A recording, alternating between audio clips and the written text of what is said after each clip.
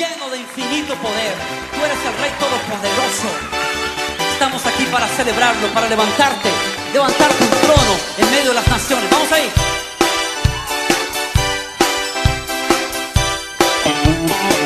Él es el Rey infinito en poder. Él es el Rey de los cielos. Seré para Él siervo fiel, pues mi vida compró con su amor. Él es el Rey, lo confiesa mi ser. Él es el Rey de los siglos. Mi vida la rindo a sus pies. Él es Rey sobre mi corazón. Él es el Rey, Él es el Rey, Él es el Rey de mi vida. Él es el Rey, Él es el Rey, reina con autoridad. Su reino eterno es, su trono el cielo es. Él es el Rey que viene a su pueblo a llevar.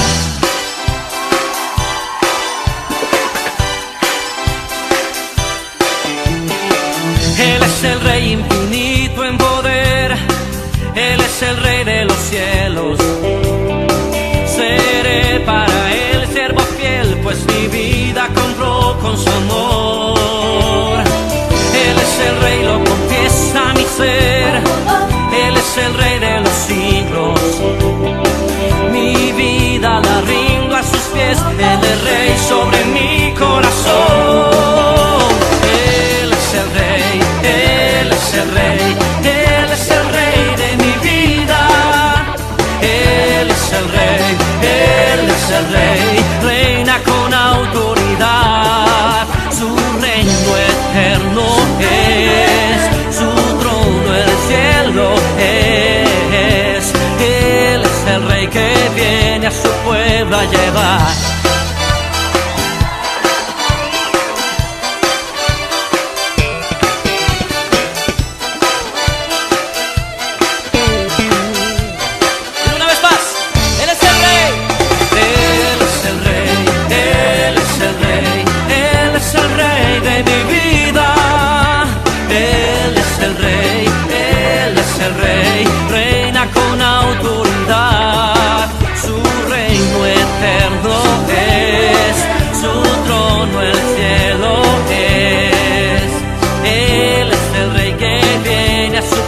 A llevar.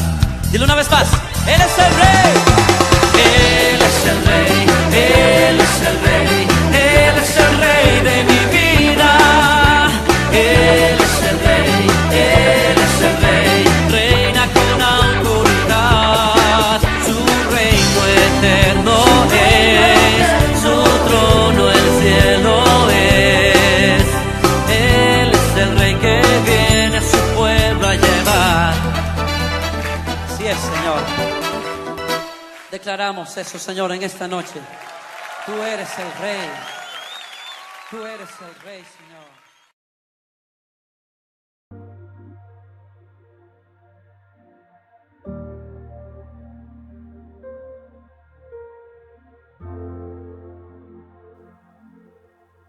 Hola, muy buenos días, querida familia. El Señor bendiga este día para cada uno de ustedes. Soy Fernando González y este es el devocional directo al corazón de la comunidad cristiana Impacto en su serie La más grande historia de amor.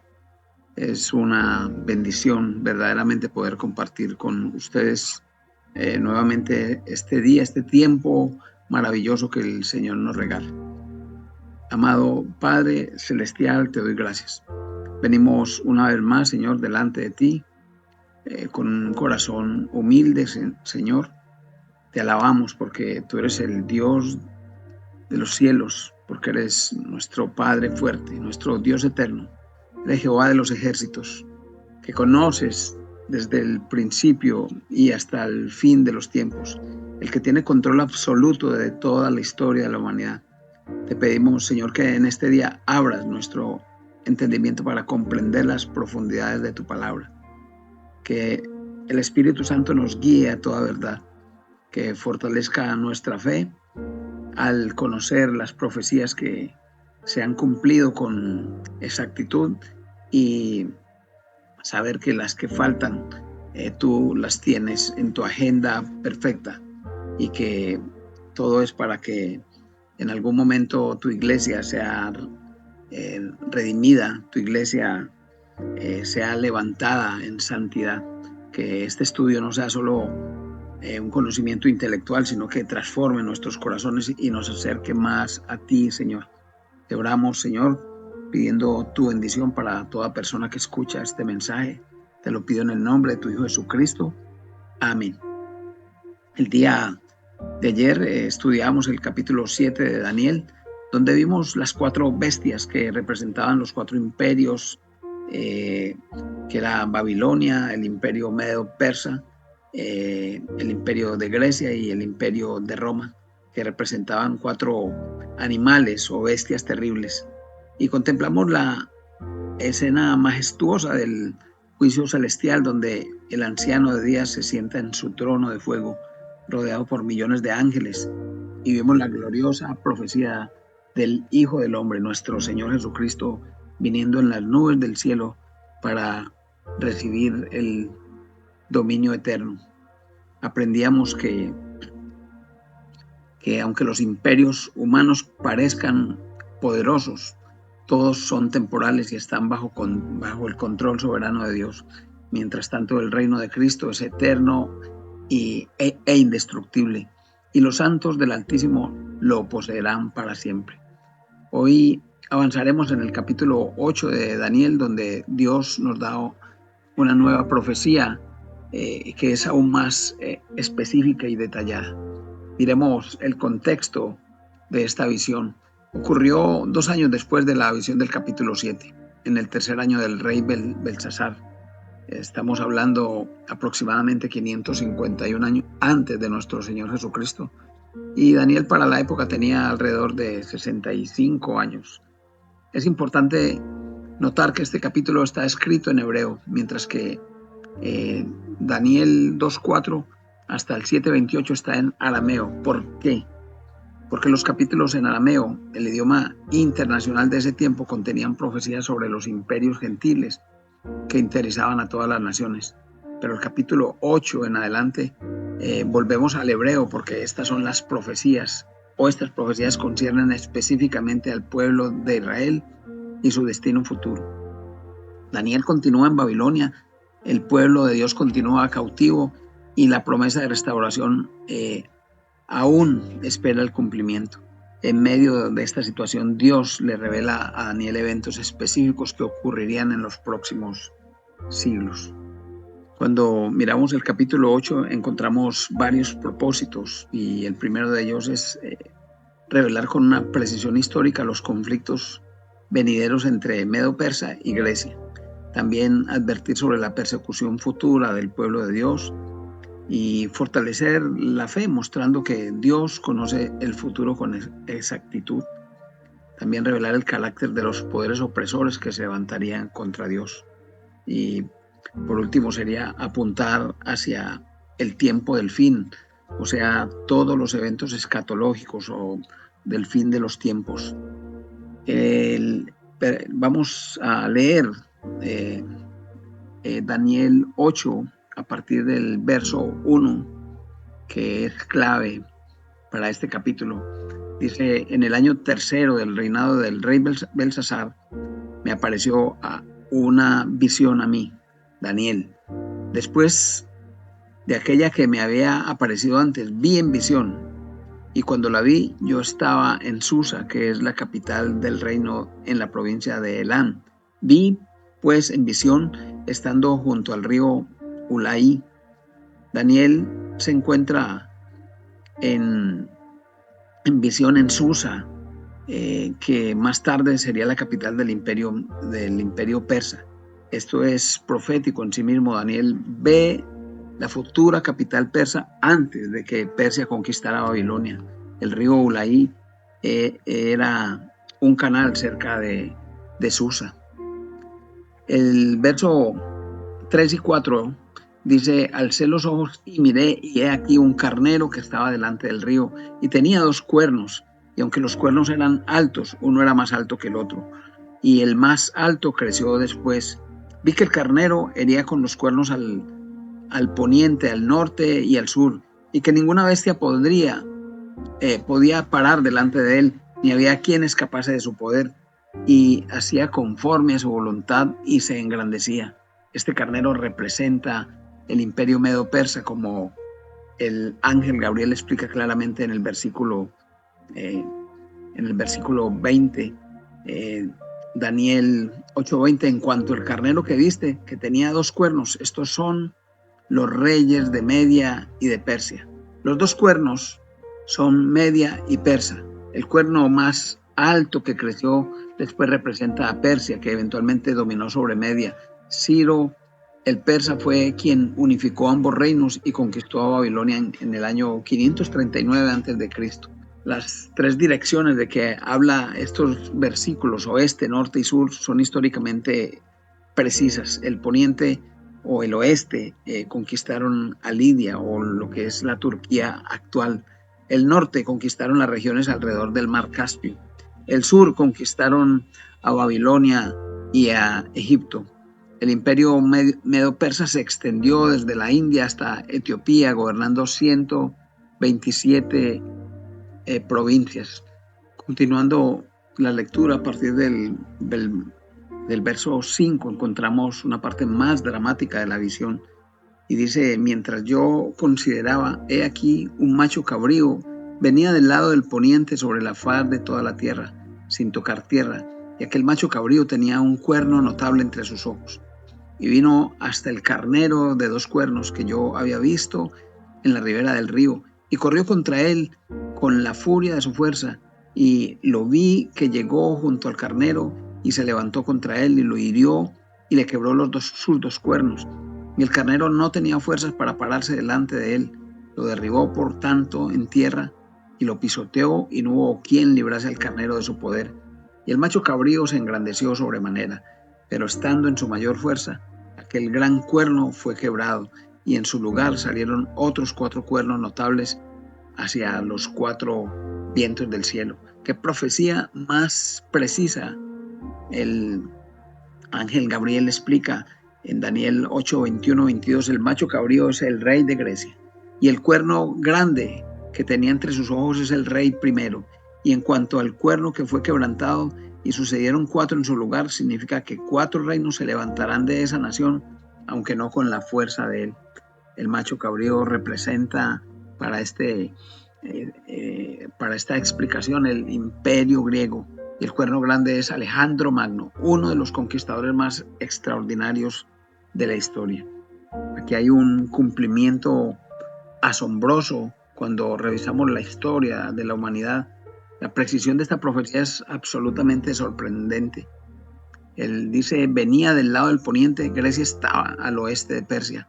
Alejandro cruzó el Esponto desde Macedonia, sin tocar tierra. Describe la velocidad increíble de las conquistas de Alejandro.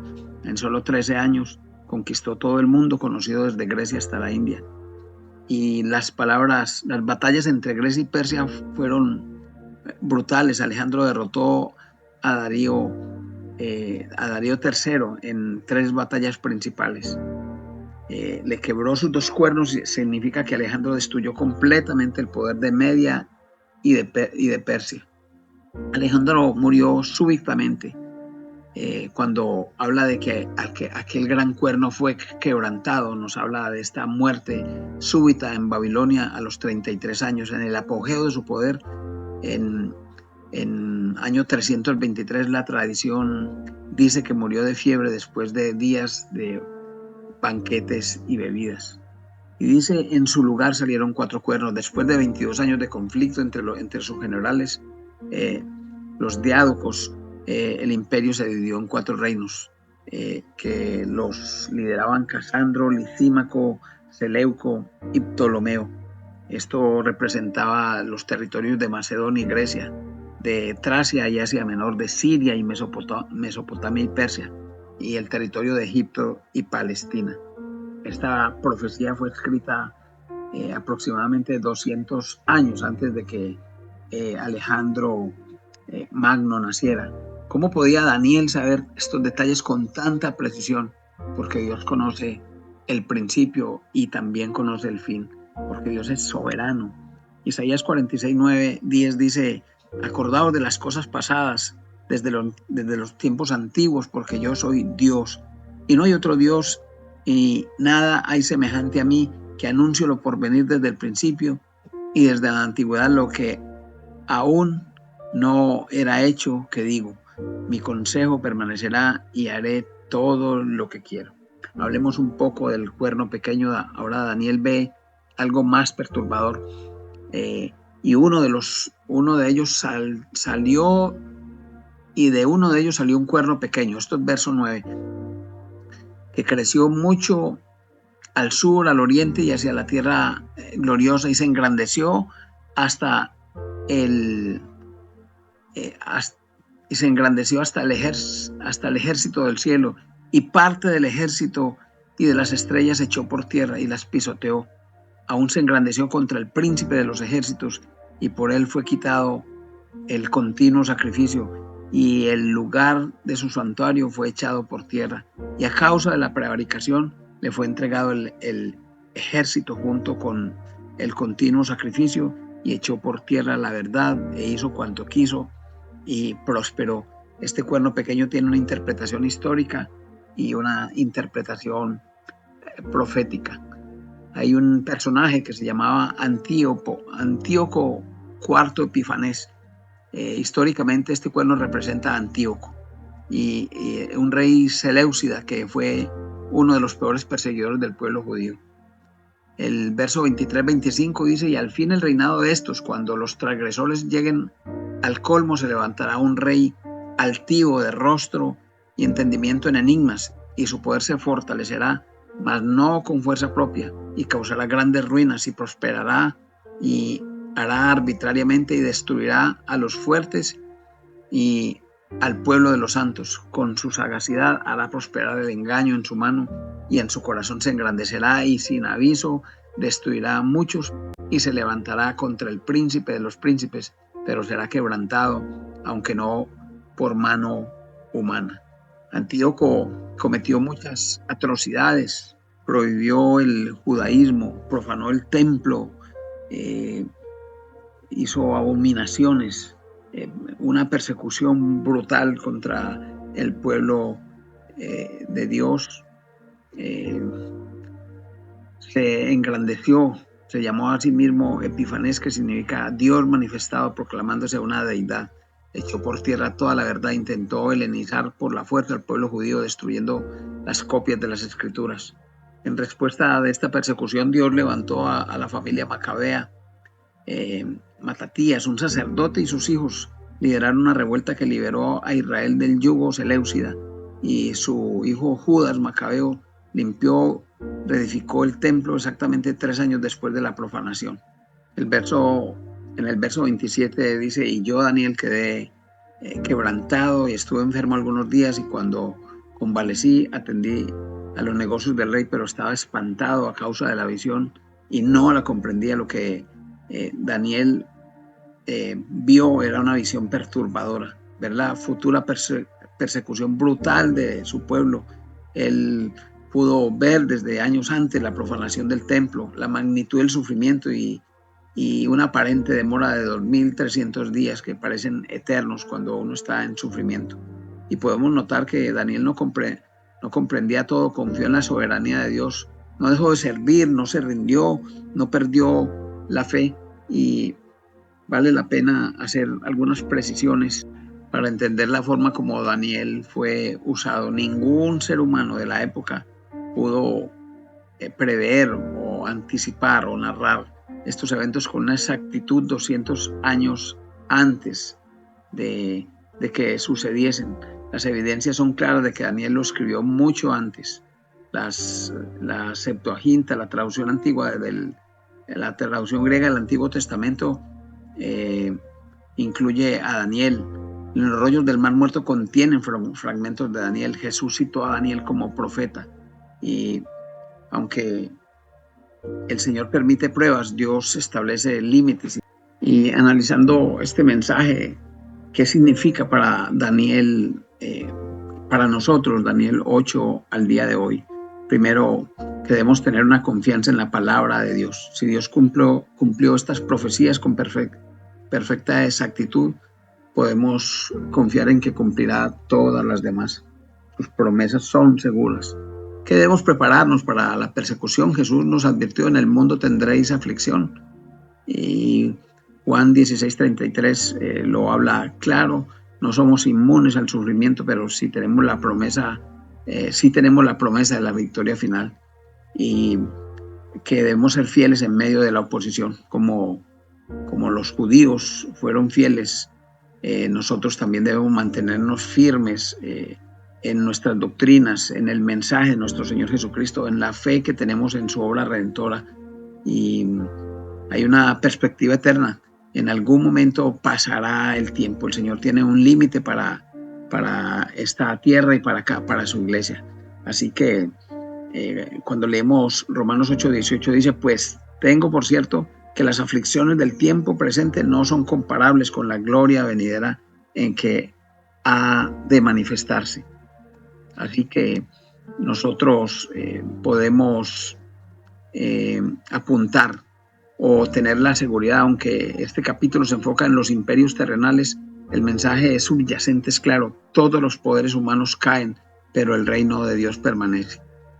Estas cosas os he hablado, dice Juan 16, para que en mí tengáis paz. En el mundo tendréis aflicción, pero confiad, yo he vencido al mundo. Hoy, explorando este capítulo de Daniel 8, hemos podido comprender esta profecía tan importante, donde se hace evidente el final de los tiempos, pero también el tiempo que había de acontecer después de aquel tiempo en el que Daniel vivió en Babilonia y bajo el servicio del rey Darío. Estas precisiones asombrosas nos llenan de fe y podemos dictaminar, o podemos con seguridad hablar que Dios cumple su palabra, que Dios tiene un panorama perfecto y claro de su soberanía. Les invito, mis amados, para mañana que estudiemos el capítulo 9, uno de los capítulos más importantes de toda la Biblia. Veremos la oración de intercesión de Daniel por su pueblo y cómo Dios le responderá con una nueva profecía, aquella profecía de las 70 semanas que predice con exactitud matemática la venida del Mesías, su muerte expiatoria y los eventos relacionados con el final de los tiempos. Será un estudio maravilloso para afianzarnos en la soberanía de Dios. Padre Santo, te damos gracias porque conoces la historia desde el principio y hasta el fin. Gracias por mostrarnos a través de Daniel que ningún detalle se te escapa, que ningún poder humano puede frustrar tus planes, Señor. Gracias porque nos permites las pruebas y la persecución temporal, pero estableces límites, porque tú vindicas a tu pueblo, Señor. Perdónanos cuando dudamos de tu soberanía, Padre. Gracias, Señor. Te pido que bendigas hoy a toda familia, a toda persona que escuche este mensaje, Señor. Gracias, Señor. Te entregamos este día, Señor, para que te glorifiques, Señor. En el nombre de tu Hijo Jesucristo. Amén y amén. Dios les bendiga a todos.